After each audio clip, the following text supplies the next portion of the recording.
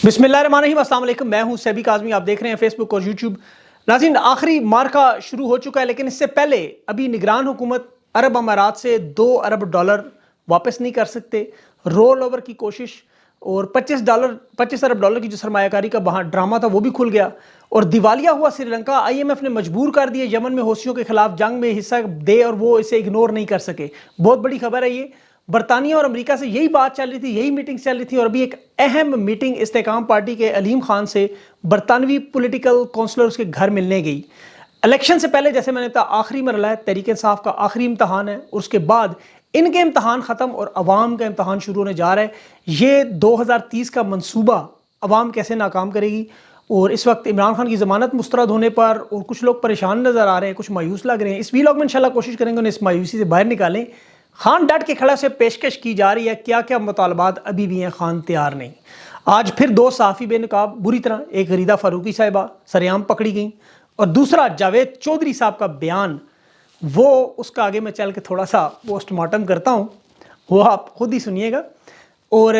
जो मेरे मेहमान हैं आज के इंटरव्यू में, आप बड़ा अहम इंटरव्यू रऊफ़ हसन साहब से, बड़ी अहम बातें आपके लिए, वो आपने ज़रूर चेक करनी है। अभी वो थोड़ी देर बाद लगेगा। इसके बाद तहरीक इंसाफ ने सर्कुलर भी जारी किया कि खान ने जो आर्टिकल लिखा वो आर्टिफिशियल इंटेलिजेंस से नहीं था, और फवाद चौधरी को खान ने जुगत भी लगाई कि कुरान सिर्फ पढ़ना नहीं, उस पर अमल भी करना है।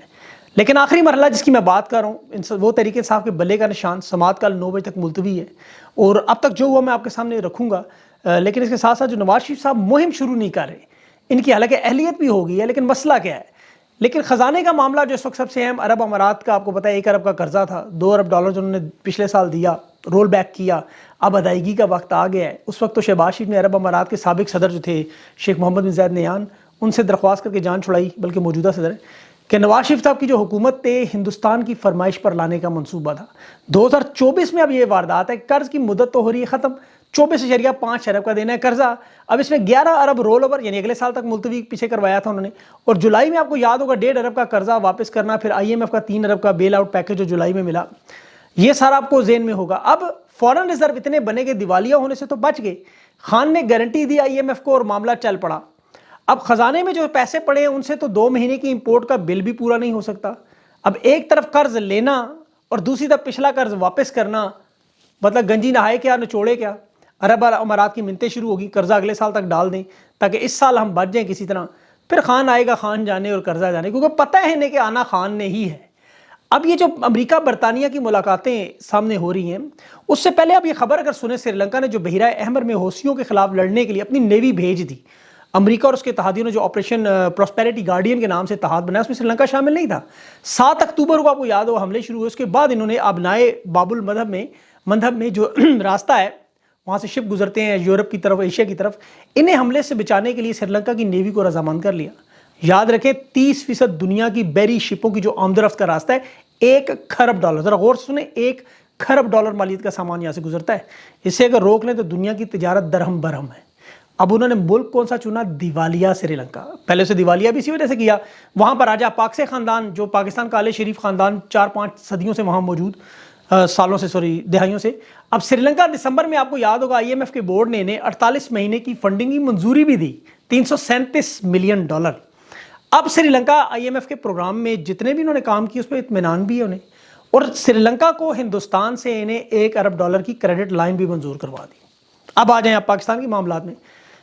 11 जनवरी को IMF की एग्जीक्यूटिव बोर्ड मीटिंग यानी कल, इन्हें मिलने हैं $799। उसकी तीसरी किस्त मिलेगी मुंतखब हुकूमत को, जो $1.9 अरब। अब पहले अमेरिका ने जिस तरह IMF के साथ के मामला तय करवाए, जिसमें इमरान खान ने IMF को गारंटी दी मुल्क के वसी मफाद में,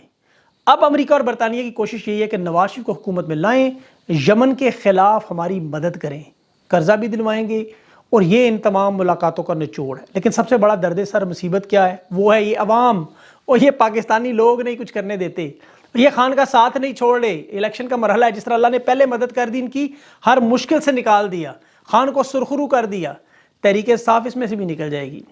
ईस्ट इंडिया कंपनी ने पूरे पाकिस्तान में सर्वे कराया। देखिए तमाम जमातों को कहा अपने अपने बयानी को निकालो, अपने अपने सर्वे करो, फर्क निकाला वोटों का, हर हल्के से बैठ के इन्होंने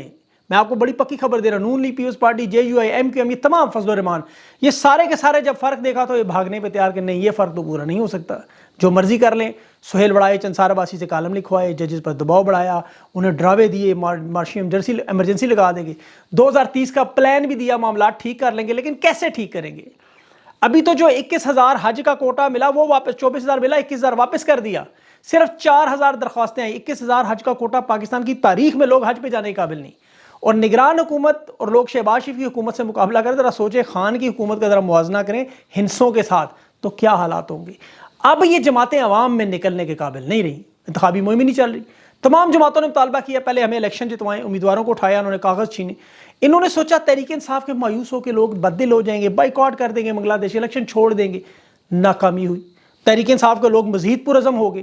خان تو پہلے سے ڈٹا ہوا ہے۔ ان جماعتوں نے اپنے اپنے حلقوں میں پھر جو میں نے کہا سروے کروایا، وہ فرق نہیں مینج ہو رہا۔ دیکھیں اتنے بڑے دھاندلی اتنے بڑے پیمانے پہ نہیں ہو سکتی، آپ ایک پولنگ سٹیشن پہ دھاندلی کر سکتے ہیں، لیکن 245 پولنگ سٹیشن ایک حلقے میں کیسے دھاندلی کریں گے؟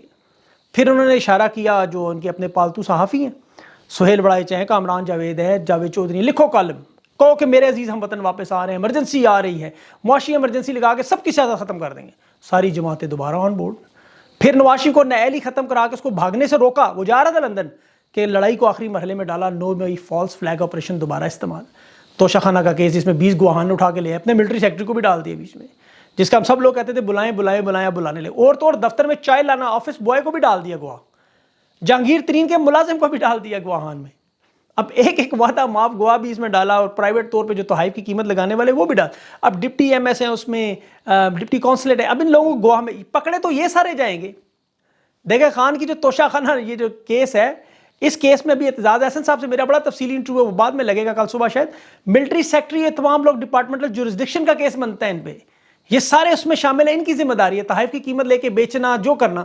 وزیر اعظم کا تو اس میں رول آتا ہے نہیں، چاہے کوئی بھی وزیر اعظم ہو، جنیجو سے لے کے آج تک کاکڑ تک، خود وزیر اعظم جا کے مارکیٹ میں تو چیزیں بیچتا نہیں۔ اب عمران خان کی ضمانت مسترد ہونے سے مجھے لیکن کچھ لوگ مایوس نظر آئے، پریشان نظر آئے، میں ان لوگوں سے ایک سوال پوچھتا ہوں، آپ کو پہلے کبھی عدالتوں سے انصاف ملا ہے؟ آپ نے امید سوچا کیسے؟ آپ نے یہ چھوٹی موٹی عدالتیں، کیا آپ کو جج دلاور یاد نہیں، ابو الحسنات یاد نہیں، عامر فاروق ابھی بھی 11 کیسز کے اوپر سانپ بن کے بیٹھا ہوا ہے، امیدواروں کے کاغذات مسترد ہوئے، سارے آپ مایوس تھے، سارے واپس آ گئے۔ خان کے یہ سارے بوکس کیسز سنیں گے آپ، یقین کریں ان کیسز کی کوئی ویلیو نہیں ہے، یہ صرف سیاسی اور مصنوعی کیسز ہے پریشر ٹیکٹکس کے لیے۔ ابھی خان کو گرفتار کرنے کا ان کے پاس کوئی اور کیس نہیں تھا، 9 مئی کا انہوں نے کیس ڈال دیا، گرفتاری ڈالی کہ 9 مئی جی اسلام آباد ہائی کورٹ، اب اس میں سی سی ٹی وی اسلام آباد کی فوٹیج موجود نہیں، جناح ہاؤس کی فوٹیجز موجود نہیں، جی ایچ کیو کی فوٹیجز موجود، 7 مہینے کے بعد جو ایک فوٹیج سامنے آئی وہ اسپتال جلانے کی آئی، اس میں تو جو لوگ شاید پہلے سے گرفتار ہیں۔ اب عمران خان کے معاملے پر یقین کریں آپ بالکل پریشان نہ ہو، خان کا تو کوئی ایسا کوئی ایک گواہ بھی نہیں ان کے پاس، انہیں پریشانی اب کیا ہے، 2 روز کا جسمانی ریمانڈ، تمام تھانے کی تفتیشیں اڈیالہ جیل پہنچ کے تحقیق کریں، سماعت کریں گی جی 11 جنوری استاد دہشت گردی جو فیصلہ سنا ہے، کیونکہ اس کیس میں کوئی جان نہیں ہے، انہیں پتہ ہے کہ کوئی ایسا گواہ نہیں ہے، سب کے آپس میں بیان نہیں ملتے ہیں، سپریم کورٹ میں 2 منٹ میں کیس اڑ جانا ہے۔ اعتزاز احسن صاحب نے تو اس پہ تفصیل سے پورا قانونی پہلو دیا ہے، وہ آپ سن لیجئے گا۔ اسی طرح اہم معاملہ جو بلے کا نشان، آج کی رات بڑی اہم رات ہے، یہ میں آپ کو بتا رہا ہوں، یہ عبوری ریلیف ملے گا، الیکشن کا فیصلہ، کمیشن کا فیصلہ معطل ہوگا، سپریم کورٹ میں معاملہ جائے گا۔ ابھی الیکشن کمیشن کے وکیل اور تحریک انصاف کے وکلاء بیرسٹر علی ظفر نے بڑے زبردست دلائل دیے، اب اس دلائل میں تو سیدھا سیدھا کیس جیتتے ہیں، لیکن یہ دباؤ پھر اچانک کیوں بڑھا؟ کیونکہ خان کا جو آرٹیکل دی اکانومسٹ میں آیا اس میں دنیا بھر سے ان کے چہرے سے نقاب کھینچ لیا، یہ شدید غصے رنج میں کہ خان نے دنیا کو ان کا چہرہ کیسے دکھا دیا، یہ تمام باتیں پاکستان سے باہر کیسے چلی گئی، عام لوگوں کے پاس کیسے پہنچ گیا، اب ایک آرٹیکل کی پوری دنیا میں گونجا، میں آپ کو گارنٹی دیتا ہوں بہت پھیل گیا معاملہ، اسی لیے 9 مئی کا کیس فوراً ڈالا، مقدمہ ان کے پاس اور کوئی موجود نہیں تھا، اور ایک انتہائی کمزور کیس جس میں نے آپ کو پہلے بتایا کہ سی سی ٹی وی فوٹیجز نہیں ہیں، جو 7 مہینے سے ثبوت سن رہے تھے، ثبوت نہیں آئے، ورنہ اب تک یہ سارے ان کے صحافیوں کے پاس ان کے ٹویٹرز پہ لگے ہوتے۔ اب 9 مئی کے کیس کے حوالے سے قانونی دلائل تو میں بہت سارے دے سکتا ہوں، مجھے وکیل کر لیں، میں اس کیس کو شاید ڈیفینڈ کر لوں، لیکن عمران خان تو گرفتار تھے، تو ٹھوس ثبوت ہوتے بھی تو یہ سامنے لے آتے، اس لیے اس کیس کی آپ نے کوئی فکر نہیں کرنی۔ جی ایچ کیو حملہ کیس یہ جو وہی ہے جس میں 12 مقدمات میں ابھی اس کی سماعت 11 جنوری کو ہے، یعنی کل ہے، اب اس میں جو سوال ہے وہ پورا پاکستان پہلے سے جانتا ہے، پورا پاکستان جانتا ہے کہ اس میں جو لوگ ہیں وہ تو استحکام پارٹی میں بیٹھے ہوئے ہیں، نگران وزیر اعظم خود اقرار کر چکا ہے ہمارے پاس خان کے خلاف کوئی ثبوت نہیں، عدالتیں جانے اور یہ جانے، خود ان کے اپنے صحافی کہہ رہے ہیں کہ ہمارے پاس کوئی ثبوت نہیں، ایک ہی فوٹیج بار بار۔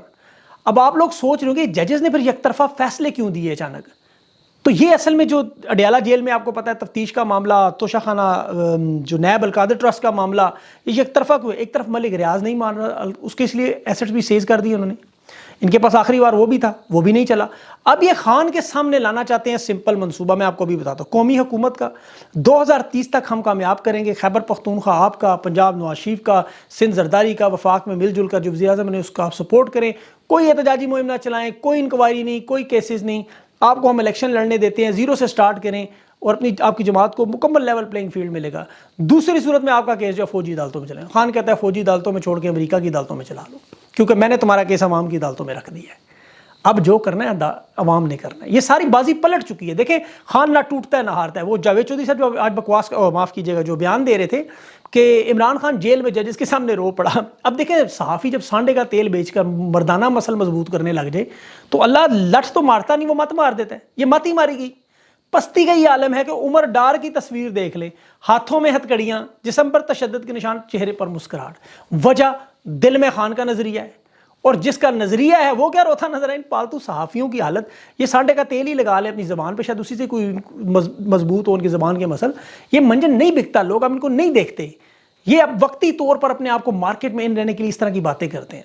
غریدہ فاروقی صاحب آپ لاہور میں جس طرح دیکھیں نون لیگ انتخابی مہم چلاتے پکڑی کی، مطلب پلانٹڈ، دیکھیں ان کو یہ نہیں کہ کس طرح بولنا ہے، کتنے بندے لانے ہیں، کس کا سروے کروانا ہے، ٹی وی پہ کیا لگانا ہے، کون سا امیدوار کھڑا کرنا ہے، نواز شریف کی حمایت کیوں کر رہے ہیں، یہ سارے سوالات ان کو رٹا مروا رہی ہیں، پکڑی کی دن دہاڑے۔ انہیں یہ نہیں پتا لوگ اب گھر سے نکلتے بندوق نہیں لاتے، موبائل ضرور لاتے ہیں، موبائل، اس موبائل سے آپ نہیں بچ سکتی ہیں۔ تو یہ بھی ان کے سکینڈل اسی طرح ہی پکڑے جاتے ہیں۔ آج خان نے جو میڈیا سے دیکھیں غیر رسمی باتیں بھی ہوئی، وہ خان نے تو کہا امر بالمعروف اور نہیں عن المنکر، اچھائی ختم ہوگی تو معاشرہ ختم ہو جائے گا، طاقتور کو میں قانون کے نیچے لانے کی کوشش کی، مجھے اس چیز کی سزا مل رہی ہے۔ خان صاحب اس کی تو فکر ہی نہ کریں، قوم آپ کے ساتھ ہے۔ نواز شریف کی نالی پہ خان نے کہا میں کچھ نہیں کہوں، اب کہنے کو اس پہ اچھا رہا ہی، خان نے تو سارا کچھ پہلے ہی بتا دیا، ایک ایک بیان خان کو اٹھا کے سن لیں۔ اب جو تحریک انصاف کی قیادت باہر ہے وہ بہت ساری سیٹوں پر فیصلے کرے گی، اب بلے کا نشان تحریک انصاف کو ملے گا، عبوری ریلیف ملے گا، الیکشن کمیشن کا یہ پورا فیصلہ اڑا دیں گے، معاملہ سپریم کورٹ میں جائے گا۔ یہ بڑا اہم معاملہ ہے، اور میں نے آپ کو پہلے بھی کہا کہ یہ رات جو آج بڑی اہم ہے، اس وقت یہ لوگ بھی سانس روک کر بیٹھے ہوئے ہیں ایسے فیصلے کا انتظار۔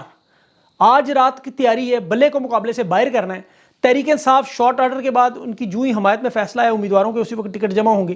بیرسٹر گور نے بھی یہ بات کر دی۔ اب ججز اگر دین اور ایمان پر کھڑے رہے، جس طرح chief justice Peshawar high court, تو انشاءاللہ بلے کا نشان تحریک انصاف کے پاس ہوگا کل۔ اور اس وقت دیکھیں ان کی تمام نظریں